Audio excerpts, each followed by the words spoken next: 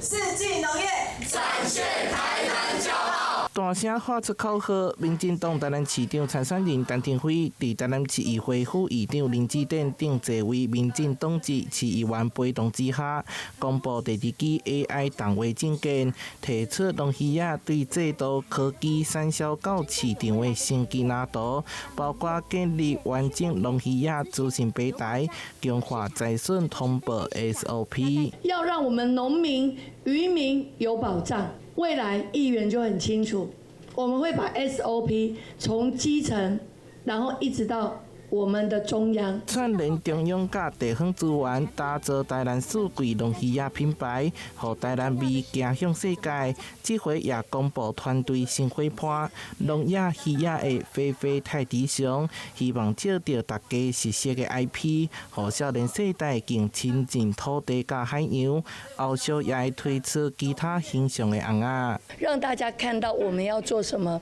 未來我們的方向是什麼，重點是什麼，目標是什麼？所以不論是議員未來要質詢，他非常好質詢，他只要拿這一個影片來質詢我們的市府團隊，誰沒有做到，我相信他們一定會用最大的聲音、最大的力量來做監督。那市府團隊也知道，